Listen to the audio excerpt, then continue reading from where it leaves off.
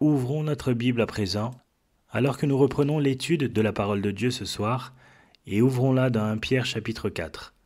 Nous lisons le texte des versets 12 à 19 sous le titre « La fournaise ». Comme je l'ai noté pour vous la dernière fois, il est très probable que cette épître de 1 Pierre ait été écrite à la fin de l'année 64 après Jésus-Christ. Cela le mettrait quelques mois après l'incendie de Rome. Vous vous souvenez que Néron avait brûlé Rome, voulant sans doute bâtir un plus grand édifice pour sa gloire. Et quand Rome brûlait et qu'il fallait blâmer quelqu'un, il en rejetait la faute sur les chrétiens. Ainsi, à partir de cette année de l'an 64 de notre ère, une persécution de plus en plus intense, outrageante et de plus en plus grande à l'encontre des chrétiens est survenue. C'est alors dans ce contexte que Pierre a écrit son épître. Ses lecteurs ressentaient déjà la fureur d'un peuple anti-chrétien au départ, et qui maintenant rendait les chrétiens responsables de la tragédie de l'incendie de Rome et de la mort des gens qui étaient dans cette ville. Ces lecteurs, disséminés dans le monde romain, commençaient aussi à ressentir la pression de la persécution. Alors, Pierre écrit aux croyants qui commencent à subir le feu, comme s'ils étaient de ceux qui jouaient un rôle d'incroyants parmi le monde, un rôle d'incroyants, que dis-je, comme s'ils étaient des dupes et des agents de Satan opposés à l'Église du Christ. Pour vous faire juste un petit rappel, revenez au chapitre 1 et essayez de percevoir ce phénomène dans l'épître. Chapitre 1, verset 6. C'est là ce qui fait votre joie. Quoique maintenant, puisqu'il le faut, vous soyez attristés pour un peu de temps par diverses épreuves. Il mentionne au verset 7 que de telles épreuves mettent à l'épreuve leur foi. Puis au chapitre 2, remarquez les versets 11 et 12. Il leur rappelle qu'ils sont des étrangers et des voyageurs sur la terre, et qu'ils doivent s'abstenir de convoitises charnelles qui font la guerre à l'âme. Ils doivent garder leur comportement excellent parmi les païens, afin que quel que soit le sujet pour lequel ils vous calomnient comme des malfaiteurs, ils puissent, à cause de vos bonnes actions, comme ils les observent, glorifier Dieu au jour de la visitation. Ainsi, l'idée vient de nouveau qu'ils ont été calomniés comme des malfaiteurs, ainsi que persécutés pour l'amour de la justice. Ils enduraient la détresse et diverses épreuves. Au verset 19 du chapitre 2, Pierre fait à nouveau allusion à cela. Il dit « Car c'est une grâce que de supporter des afflictions par motif de conscience envers Dieu quand on souffre injustement. » En effet, quelle gloire y a-t-il à supporter de mauvais traitements pour avoir commis des fautes? Mais si vous supportez la souffrance lorsque vous faites ce qui est bien, c'est une grâce devant Dieu. Plus loin, au chapitre 3, verset 8, il dit, pour résumer, « Enfin, soyez tous animés des mêmes pensées et des mêmes sentiments, pleins d'amour fraternel, de compassion, d'humilité. » Puis il ajoute ceci, « Ne rendez point mal pour mal ou injure pour injure. » Là encore, cela indique qu'ils subissaient de mauvais traitements et qu'ils étaient tout aussi bien insultés. Le verset 14 nous dit « Quand vous souffririez pour la justice, vous seriez heureux. N'ayez d'eux aucune crainte et ne soyez pas troublés. » Le verset 17 dit « Car il vaut mieux souffrir si telle est la volonté de Dieu en faisant le bien qu'en faisant le mal. » Puis au chapitre 4, verset 1 « Ainsi donc, Christ, ayant souffert dans la chair, vous aussi, armez-vous de la même pensée. Car celui qui a souffert dans la chair en a fini avec le péché. Attendez-vous-y. C'est arrivé à votre Seigneur. » Chapitre 5, verset 10. « Le Dieu de toute grâce qui vous a appelé en Jésus-Christ à sa gloire éternelle, après que vous aurez souffert un peu de temps, vous perfectionnera lui-même, vous affermira, vous fortifiera, vous rendra inébranlable. » À présent, vous pouvez voir que dans chaque chapitre, il y a une référence faite à la souffrance injuste. L'Église était persécutée. Pierre commence ici au chapitre 4, verset 12, ce qui est vraiment la dernière partie de son épître et qui s'écoule tout au long du chapitre 5. Il visite à nouveau ce même thème. Il est préoccupé par la souffrance pour l'amour de la justice, la souffrance pour l'amour de Jésus-Christ. C'est intéressant pour moi de regarder le monde qui nous entoure. Prenez une église d'Europe de l'Est, une église en Russie, en Union soviétique, qui a beaucoup souffert durant plusieurs années, plusieurs décennies. Cette église émerge de sa saison de souffrance et se voit accorder des libertés. À certains égards, cette église pourrait s'avérer avoir une plus grande liberté que nous en tant que chrétiens d'Amérique. Il me semble que le phénomène ici est tout à fait contraire. Plutôt qu'une église émergeant d'une société humaniste athée, comme nous le voyons en Europe de l'Est, nous avons l'athéisme et l'humanisme qui émergent d'une culture chrétienne citée. Et l'athéisme et l'humanisme finiront par devenir, dans notre propre nation, les plus agressifs persécuteurs de l'Église. Ce que Pierre dit ici peut alors nous parler dans notre vie et dans la vie de nos enfants. Comme notre nation devient de plus en plus intolérante à la foi chrétienne, dans sa quête d'épanouissement avec son style de vie amoral, nous deviendrons une menace de plus en plus grande. Donc, les paroles de Pierre doivent être prises à cœur. Déjà, il y a une persécution croissante contre ceux qui nomment le nom de Jésus-Christ. Si vous parlez, par exemple, publiquement contre les péchés de notre culture, les péchés sexuels, en particulier le péché d'homosexualité, vous trouverez une hostilité qui peut être à la fois effrayante et même potentiellement mortelle. Nous vivons des jours où ceux qui vivent fortement pour le Christ et qui confrontent la société, dont le témoignage est à la pointe et qui disent ce qui doit être dit, là où cela devrait être dit, peuvent se trouver en difficulté, voire en grande détresse, et subir la persécution. Ainsi soit-il. Nous devrions être prêts pour cela. Dans le but d'être prêts si cela devait arriver, et même pour endurer ce que nous expérimentons déjà, nous devons prendre à cœur les versets 12 à 19. Ici, Pierre nous donne la manière appropriée de traiter la souffrance pour l'amour de la justice.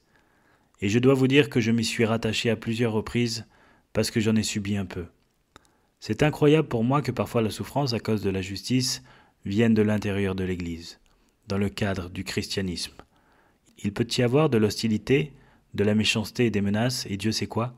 Je me suis retrouvé en train de m'appuyer sur les vérités de ce passage à plusieurs reprises, et plus récemment encore dans ma vie que vous ne pouvez l'imaginer. Mais laissez-moi vous lire les versets 12 à 19, juste pour que vous les entendiez. Bien-aimés, ne soyez pas surpris comme d'une chose étrange qui vous arrive, de la fournaise qui est au milieu de vous pour vous éprouver. Réjouissez-vous au contraire de la part que vous avez aux souffrances de Christ, afin que vous soyez aussi dans la joie et dans l'allégresse lorsque sa gloire apparaîtra. Si vous êtes outragés pour le nom de Christ, vous êtes heureux, parce que l'Esprit de gloire, l'Esprit de Dieu repose sur vous. Que nul de vous, en effet, ne souffre comme meurtrier ou voleur ou malfaiteur, ou comme s'ingérant dans les affaires d'autrui. Mais si quelqu'un souffre comme chrétien, qu'il n'en ait point honte, et que plutôt il glorifie Dieu à cause de ce nom. Car c'est le moment où le jugement va commencer par la maison de Dieu. Or si c'est par nous qu'il commence, quelle sera la fin de ceux qui n'obéissent pas à l'évangile de Dieu? Et si le juste se sauve avec peine, que deviendront l'impie et le pécheur? Ainsi que ceux qui souffrent selon la volonté de Dieu remettent leurs âmes au fidèle Créateur en faisant ce qui est bien. Tout cela est riche, riche de vérité. Pour disséquer un peu et le rendre abordable, vous avez ici plusieurs grandes vérités qui résument notre réponse à la souffrance injuste. Maintenant, laissez-moi vous dire ceci avant de creuser dans ces vérités. Vous ne souffrez que pour la justice quand vous êtes visiblement juste. C'est seulement quand vous vivez saintement dans une société injuste que vous créez l'hostilité. Si vous parvenez à cacher votre vertu, si vous parvenez à cacher votre témoignage pour le Christ, si vous parvenez à sublimer le fait que vous êtes chrétien, pour que personne ne puisse le percevoir, alors il est peu probable que vous souffriez. Mais pour ceux qui vivent dans la justice, ceux qui démontrent leur engagement vers Christ, ceux qui parlent hardiment, ceux qui disent ce qu'il faut dire, là où il faut le dire, il y aura une réaction hostile. Or, quand cela arrive, il y a un certain nombre de choses que vous devez garder à l'esprit.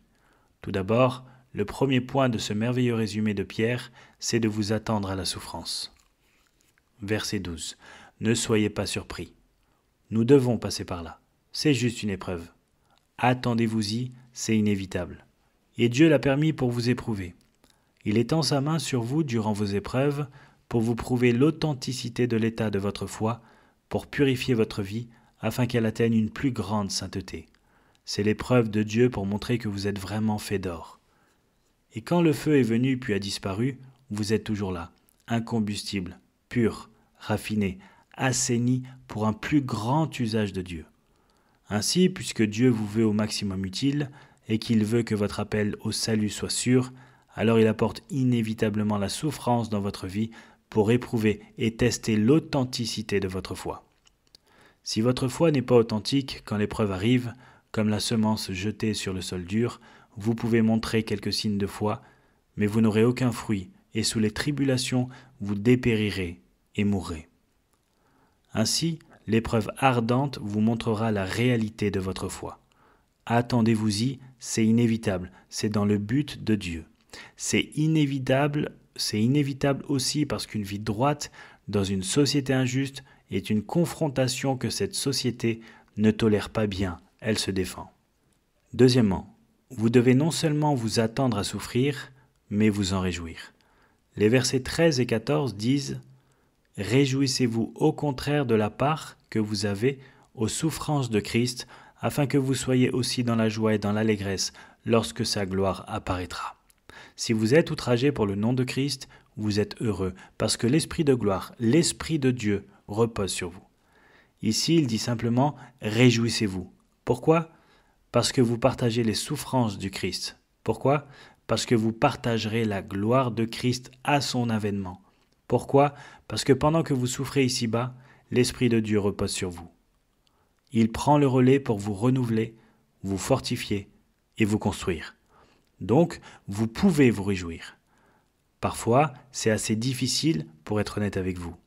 Quand j'ai été un peu malmené, je me suis dit « Eh bien, je devrais m'y attendre après tout. Si je désire vivre une vie pieuse et prêcher la vérité de Dieu, et si je veux maintenir ma sainteté très haut, et si je veux que la norme de la pureté doctrinale et de la vérité biblique soit très élevée, je peux espérer obtenir cela, mais je dois alors être prêt pour cela. Je peux gérer ça en général. C'est passer à la deuxième étape où je me réjouis de cela qui m'est un défi. Là où je dis « Merci Seigneur, c'est vraiment merveilleux, j'apprécie chaque minute. » Je trouve parfois cela un peu trop. Mais moi, par la grâce de Dieu, si j'ai le temps de méditer dessus et de le déposer devant le Seigneur, je trouve que l'Esprit de Dieu remplit mon cœur de joie, et c'est habituellement une joie double, la joie de la participation dans le sens où peu importe ce que je pourrais souffrir, ce n'est rien par rapport à ce que Jésus-Christ a souffert, et pourtant je participe à sa souffrance. Et le deuxième élément qui me frappe le plus, c'est que toute souffrance que j'aurai à subir dans cette vie sera plus que récompensée dans la joie éternelle qui sera mienne pour toujours dans la présence du Seigneur. Réjouissez-vous-en. Le troisième point vraiment nécessaire en ce qui concerne la souffrance est d'évaluer cette souffrance. Attendez-vous à souffrir, réjouissez-vous dans la souffrance et évaluez la souffrance. En d'autres termes, quand vous souffrez, regardez pourquoi. Verset 15, « Que nul de vous en effet ne souffre comme meurtrier ou voleur ou malfaiteur ou comme s'ingérant dans les affaires d'autrui. » Il y a 4 mots mentionnés ici qui sont vraiment typiques d'un style de vie non régénéré, et ils sont utilisés pour illustrer le caractère de la souffrance inacceptable. Ils sont très évidents, tout du moins les 3 premiers. Ne souffre pas comme meurtrier. Je veux dire, si vous assassinez quelqu'un et que vous souffrez, et qu'il vous persécute, et vous mette en prison ou prenne votre vie, ne gémissez pas et ne vous plaignez pas. Même chose que d'être un voleur. Ne souffrez pas comme un voleur et un malfaiteur. En passant, le mot malfaiteur doit couvrir tous les crimes non mentionnés dans les 2 premiers mots. Les 2 premiers sont assez larges, meurtre et vol. Et puis, résumant tout le reste, ne souffrez pas comme un malfaiteur, c'est-à-dire en faisant toutes les formes de méchanceté et de péché. Puis il ajoute un autre mot très intéressant, il dit « ou comme s'ingérant dans les affaires d'autrui ». Vous me direz, eh bien comment avons-nous ici un intrus gênant mêlé avec un meurtrier, un voleur et un malfaiteur ? Parce que c'est un mot très très intéressant. En passant, il est utilisé uniquement ici dans tout le Nouveau Testament. Cela interpelle toujours le lexicographe ou la personne qui doit définir les termes. C'est le seul usage de ce mot, alors nous voulons être sûrs que nous comprenons ce que cela signifie. Certains disent que cela veut dire fouineur, curieux. Vous connaissez les gens curieux ? Toujours à s'occuper des affaires de tout le monde sauf des leurs ? Certaines personnes pensent que c'est ce que cela signifie. D'autres personnes pensent que cela évoque une sorte de faiseur de malice, un fauteur de troubles. Certaines personnes pensent que cela signifie un révolutionnaire. Je veux dire un révolutionnaire radical qui bouleverse la société. C'est un mot très intéressant. Le mot racine est allotrio-episkopos. Episkoposis se traduit surveillant. Et si vous combinez les 2 mots ensemble, cela signifie quelqu'un qui regarde par-dessus votre épaule ou quelqu'un qui s'immisce dans des affaires des autres. Quelqu'un qui observe ou s'immisce dans des affaires qui appartiennent à d'autres. C'est une sorte de « occupe-toi de tes affaires ». Et quoi ? Pourquoi il balance ça ici ? Ne serait-ce pas couvert par le terme malfaiteur ? Eh bien, c'est plus précis que ça ici. Ce mot, je pense, a une signification plus spécifique qu'il n'y paraît au premier abord. Permettez-moi de vous introduire d'autres écritures qui pourraient vous aider à en comprendre le sens. Dans 1 Thessaloniciens, chapitre 4, verset 11, « Vous n'avez pas besoin de vous en mêler, dit Paul aux Thessaloniciens.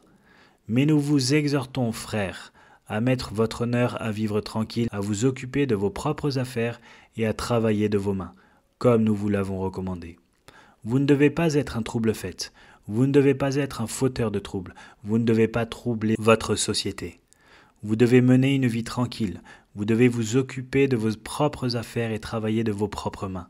Faites votre propre commerce, restez à l'écart des autres questions. » Dans 2 Thessaloniciens, chapitre 3, verset 11, il dit aux Thessaloniciens, « Nous apprenons cependant qu'il y a parmi vous quelques-uns qui vivent dans le désordre, qui ne travaillent pas, mais qui s'occupent de futilités. » Un mot diffère ici.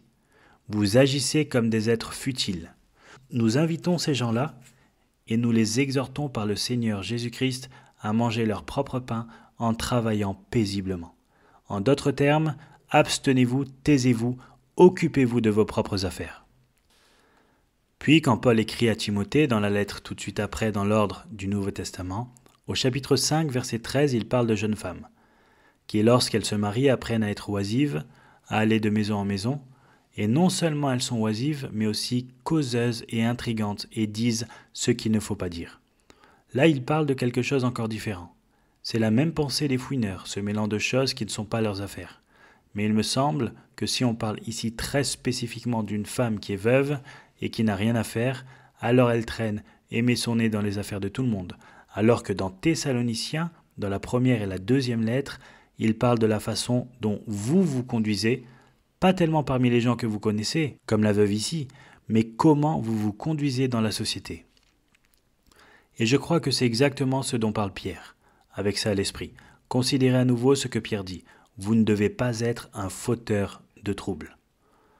Or, certaines personnes pensent, et je suis d'accord avec elles, que ce qu'il dit ici fait référence spécialement à l'agitation politique, qu'il parle ici de s'impliquer dans une activité révolutionnaire perturbatrice, d'interférer, de s'immiscer dans la fonction et le flot du gouvernement. Cela mènerait sûrement le gouvernement à agir, ce que la personne considérerait alors comme une persécution. Cela pourrait être dans le cadre d'une entreprise, durant votre travail, que vous pourriez devenir un fauteur de troubles, pensant que parce que vous êtes chrétien, vous devriez être traité différemment et parce que vous avez des normes chrétiennes, vous devriez forcer votre entreprise à appliquer des normes chrétiennes, devenant ainsi un perturbateur, devenant un je sais tout et devenant un révolutionnaire à un degré ou à un autre. Cela vous conduirait à la souffrance. Ce qu'il dit ici est très important. Vous êtes chrétien et vous vivez dans une société non chrétienne. Faites votre travail, vivez une vie tranquille, exaltez Jésus-Christ, prêchez l'Évangile, mais n'essayez pas de renverser la société. Ne devenez pas un révolutionnaire. Ne vous en mêlez pas. Si vous le faites et que vous êtes persécuté par le gouvernement comme un agitateur gênant, c'est honteux. Ce n'est pas honorable pour un chrétien. Donc vous devez vous demander « Pourquoi suis-je en train de souffrir ?» Si vous vivez votre vie chrétienne en vivant une vie sainte et vertueuse, en présentant à Jésus-Christ toutes les occasions qui vous sont offertes, mais en travaillant tranquillement de vos mains, en étant fidèle à votre tâche, en étant un noble citoyen de toutes les manières dans la société, et non pas une force perturbatrice, et que vous êtes persécuté, c'est pour l'amour de la justice. Mais si vous avez pris sur vous de forcer votre pensée chrétienne dans votre société, que ce soit la société d'entreprise dans laquelle vous travaillez, ou le magasin dans lequel vous travaillez, ou l'État ou le gouvernement dans lequel vous vivez, vous avez à dépasser les limites. Et je pense que Pierre ne fait que souligner à nouveau ce qu'il dit au chapitre 2, nous devons être des citoyens qui soient des modèles de soumission à toute institution humaine, à tous ceux qui ont autorité. Alors Pierre dit, regardez, si vous souffrez comme un meurtrier que le gouvernement agit et vous inflige une amende, si vous souffrez comme un voleur et que le gouvernement agit et vous condamne, si vous souffrez comme une sorte de malfaiteur impliquant toute autre infraction criminelle et que le gouvernement vous fait prisonnier, ou si vous êtes devenu un agitateur du statu quo et un révolutionnaire de la société, alors ne comptez pas cela comme souffrant pour la justice. Vous devriez avoir honte de cela. Vous devez donc faire un inventaire. Vous devez évaluer votre souffrance. Vous dites « Je souffre ». Pourquoi suis-je en train de souffrir ? Le verset 16 dit « Si quelqu'un souffre en tant que chrétien », en d'autres termes, si vous souffrez juste parce que vous êtes chrétien, qu'ils ne se sentent pas honteux. L'implication, c'est si vous souffrez parce que vous êtes un meurtrier, un voleur, un criminel ou un fauteur de troubles qui perturbe la société, vous devriez avoir honte. Mais si vous souffrez alors que vous faites ce qu'il faut, que vous vivez une vie discrète, tranquille et paisible, que vous honorez Jésus-Christ, que vous êtes le meilleur citoyen possible et que vous annoncez l'évangile de Christ avec fidélité, vous n'avez aucune raison d'avoir honte. En effet, il glorifie Dieu à cause de ce nom. Quelle déclaration! Si quelqu'un souffre en tant que chrétien pour ce nom, le nom de chrétien, vous glorifierez Dieu. Au fait, c'est un beau terme, chrétien. Les premiers chrétiens ont parlé d'eux-mêmes en tant que frères. Ils parlaient d'eux-mêmes en tant que saints, ou bénis, ou consacrés. Ils ont parlé d'eux-mêmes, j'aime cette expression, comme ceux du chemin, Jésus étant le chemin, la vérité et la vie. Mais leurs opposants juifs les stigmatisaient comme les Nazaréens. Ils leur ont aussi donné un nom qu'ils voulaient être un nom de dérision. Ils les ont appelés chrétiens. Ce n'était pas tout d'abord un nom que les chrétiens ont assumé. Je ne pense pas qu'ils étaient assez audacieux pour supposer qu'ils pouvaient porter le nom de leur Christ. Cela leur a été donné par le monde. D'abord à Antioche, selon Acte 11, Agrippa encore dans Acte 26, je pense au verset 28, y fait référence. Et finalement cela a été revendiqué par les croyants. Mais à l'origine, c'était un terme moqueur. Il en est venu à être un terme aimé comme il l'est pour nous. Donc, dit-il, si vous souffrez parce que vous êtes chrétien, n'ayez pas honte. Mais en ce nom, le nom de chrétien, en ce nom, en tant que disciple de Jésus-Christ, que cela glorifie Dieu. Qu'est-ce que ça veut dire? Louez Dieu pour ce privilège. Pourquoi? Parce que vous partagez les souffrances de Christ, parce que l'Esprit de gloire vous fortifie, parce que vous ajoutez à votre poids de gloire éternelle, pour toutes ces raisons. Et il y a une raison de plus au verset 17, car c'est le moment où le jugement va commencer par la maison de Dieu. Or, si c'est par nous qu'il commence, quelle sera la fin de ceux qui n'obéissent pas à l'évangile de Dieu? C'est un verset intéressant. Il dit que si vous souffrez en tant que chrétien, pour le nom même de chrétien, vous devriez être heureux de souffrir et vous devriez louer Dieu pour ce privilège parce que vous partagez les souffrances du Christ, parce que l'Esprit de gloire repose sur vous et vous fortifie, et vous devez vous réjouir dans la force de l'Esprit, parce que vous ajoutez au poids de votre récompense éternelle. Puis il ajoute, vous devriez considérer la souffrance comme un signe que la fin est proche, et il est donc temps de nettoyer la maison de Dieu. Bon sang, c'est une déclaration importante. Au verset 7, voyez-vous comment commence le verset 7 ? La fin de toute chose est proche. La fin de toute chose est proche. Donc il dit au verset 17, c'est le moment du jugement. Et en passant, le mot temps ici ne vient pas de chronos. Ce n'est pas une question d'heure, car c'est le terme kairos qui est utilisé ici. Cela signifie que c'est le moment crucial, c'est maintenant, c'est la saison pour que le jugement commence. Bon sang, voilà une bonne déclaration. Avec la venue de Jésus-Christ, je veux que vous suiviez ma pensée ici.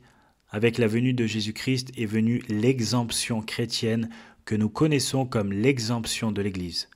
Le Christ est venu, a souffert et est mort. C'est le début de la fin. C'est déjà la fin des temps. Christ est apparu à la fin de l'âge. Nous vivons à la fin des temps, au dernier instant. Donc Pierre dit que c'est déjà le moment pour le jugement de commencer. Où est-ce que ça a commencé?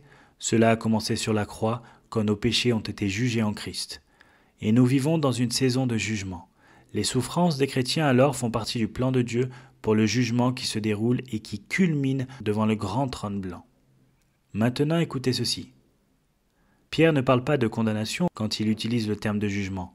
Il parle de corriger, de tester, de purifier, d'assainir. Mais il nous donne un indice sur cette exemption. Il dit dans cette exemption, Dieu jugera. Et pour commencer son jugement, il juge ou assainit ou met à l'épreuve ou châtie, purifiant son Église. Et cela commence ainsi et se termine par la condamnation finale des impies. C'est ce qu'il dit. Si le jugement commence par le fait que Dieu purifie la maison de Dieu, et commence avec nous en premier, quel sera le résultat pour ceux qui n'obéissent pas à l'évangile de Dieu? En d'autres termes, si Dieu a un jugement pour ceux qui croient, et c'est aussi important et sérieux que cela, alors quel sera le jugement pour ceux qui ne croient pas? Les gens de Dieu sont jugés, testés pour enlever la paille, ils sont tamisés, assainis pour enlever les impuretés. L'Église est toujours en train d'être assainie et purifiée. La maison de Dieu signifie ici l'Église, l'assemblée des personnes rachetées de manière collective. Au chapitre 2, verset 5, nous sommes appelés une maison spirituelle, une maison spirituelle. Dans 1 Timothée 3,15, la maison de Dieu est l'Église du Dieu vivant.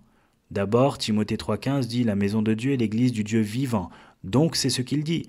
Pierre parle de l'Église, et il parle vraiment collectivement ici. Et il dit que si Dieu a déjà purifié son Église, s'il y a un assainissement qui se fait dans son Église, c'est nécessaire.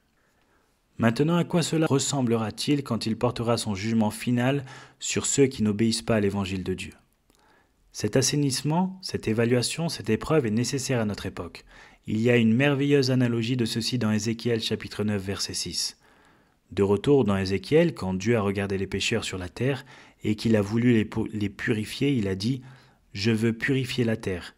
Telle était son intention et il a dit ceci, et je cite « Commencez par mon sanctuaire ». Commencez avec Israël, Dieu finira par juger les impies. En ce moment, il assainit, purifie son Église. Donc, quand vous souffrez pour la justice, c'est la purification de Dieu. La purification de Dieu, l'épreuve de Dieu. Et je vous le dis, quand vous regardez l'Église qui a été assainie, et que vous regardez l'Église qui a été testée, et que vous regardez l'Église qui a été persécutée, vous trouvez une Église pure, n'est-ce pas? Alors regardez votre persécution. Voyez-la pour ce qu'elle est. Est-ce Dieu qui commence le jugement de la maison qu'il aime et commence son jugement purificateur durant notre ère? Vous voyez, avant que le jugement final ne vienne, l'Église doit évangéliser le monde. Et pour être efficace dans l'évangélisation du monde, l'Église doit être assainie du péché. Le vrai doit être séparé du faux et le charnel purifié ou ôté. Et alors l'Église pure peut émerger. Regardez donc la persécution comme le jugement de Dieu qui doit venir et qui doit venir d'abord dans sa maison avant qu'il n'atteigne les étrangers. Premièrement, il purifiera son Église, alors il jugera les impies. Si cela commence avec nous en premier, et c'est le cas, quel sera le résultat de ceux qui ne croient pas? Le jugement de Dieu commence par sa maison. Cela ne s'arrête pas là. Pierre regarde au-delà de la tragédie du jugement éternel. Et que dit-il? Voilà le but. Comprenez ceci.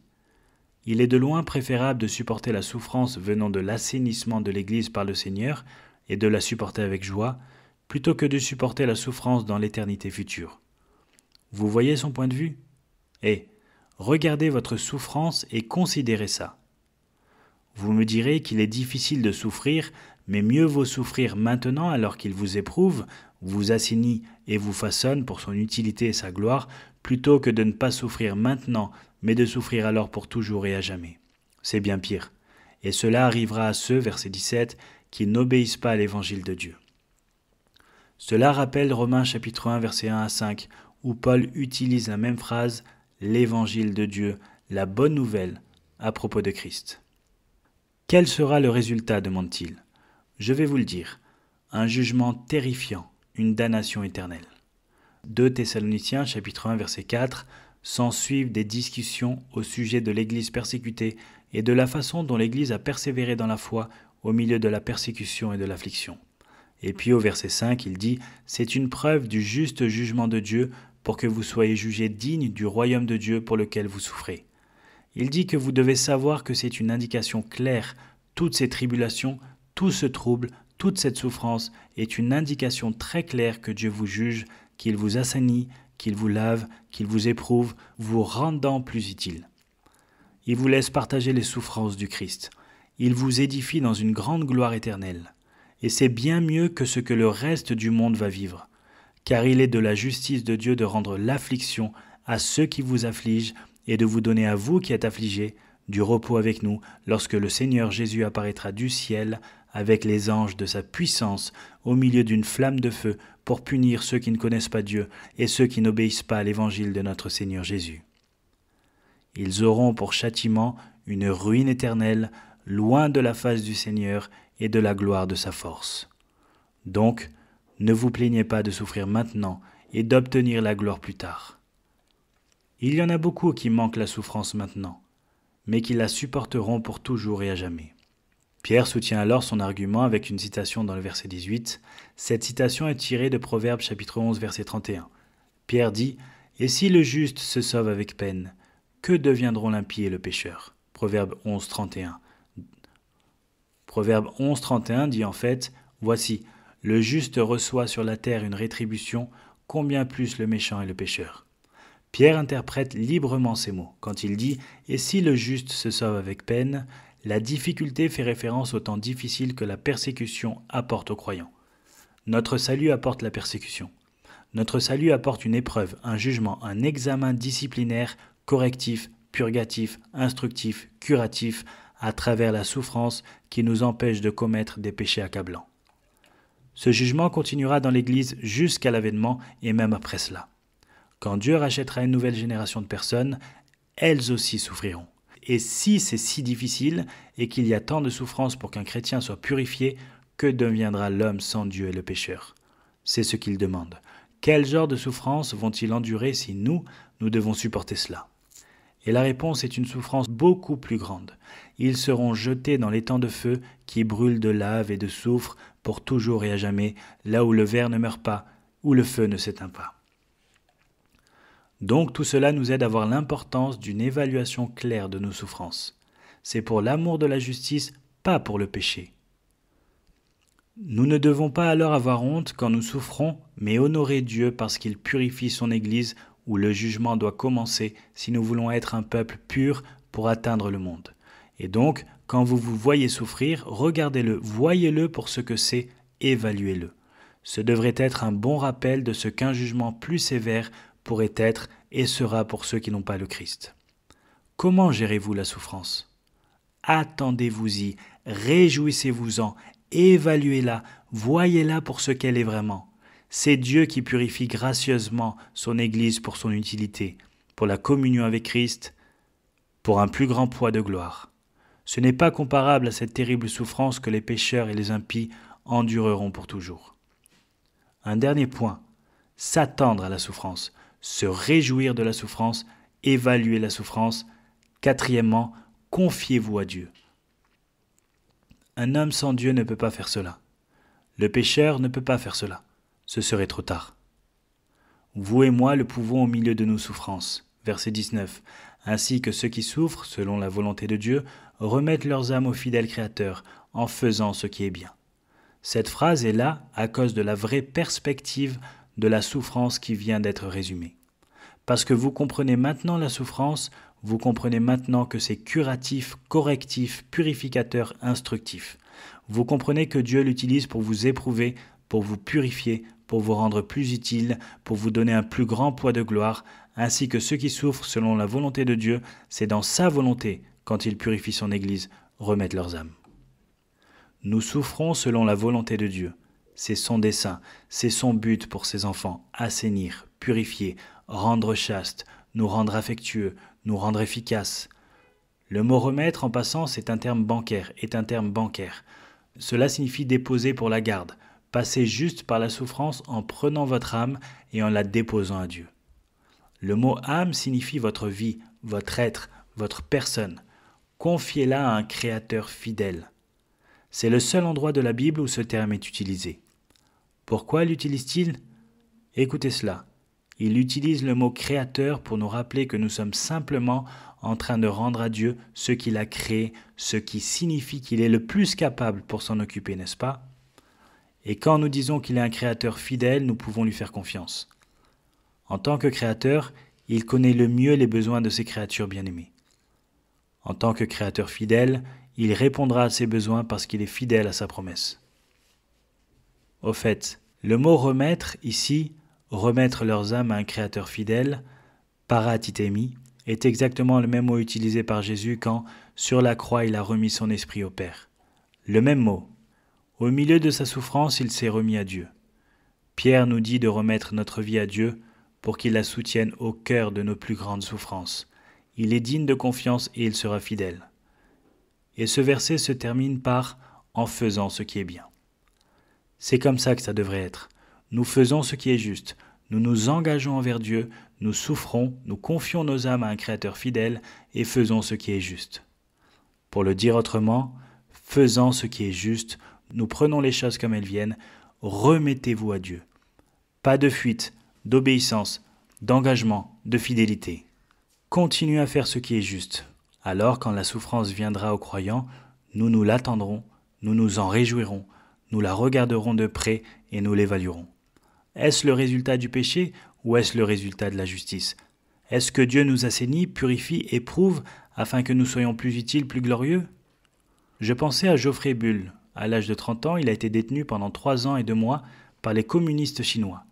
Une partie du temps où il était détenu à l'isolement, il était à moitié affamé, menacé, harcelé, soumis aux techniques infernales de lavage de cerveau. Il s'est accroché désespérément au pouvoir certain d'objectivité de son cerveau en faisant durant ce temps une étude spéciale des 6 différents types de moustiques dans sa cellule juste pour garder sa santé mentale. Au milieu de tout cela, il a composé un long poème que je ne pourrai jamais prendre le temps de lire, mais je vous lirai 5 strophes brèves. C'était sa prière au milieu d'une souffrance horrible.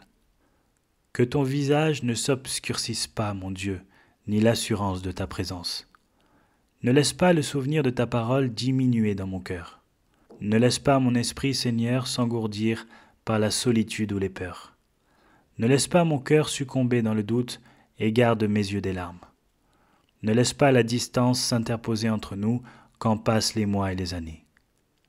Ne laisse pas les ténèbres m'entourer, que je puisse garder ta paix. Ne laisse pas la pression de l'ennemi écraser mon amour pour toi. Que la fatigue et le malheur n'éclipsent pas ta victoire. Et le dernier vers, car ta joie est ma joie, et mon espoir, ton jour, et ton royaume, Dieu bienveillant, ne disparaîtra jamais. Nous devons vivre avec ce genre de confiance. Inclinons-nous dans la prière. Père, nous te remercions pour le témoignage d'un saint fidèle qui, au milieu de circonstances insupportables, a trouvé sa force en toi. Nous te remercions, Seigneur, car c'est ta volonté de nous assainir, de nous purifier et de nous laver par l'épreuve, et particulièrement par la persécution, car nous sommes debout pour Christ.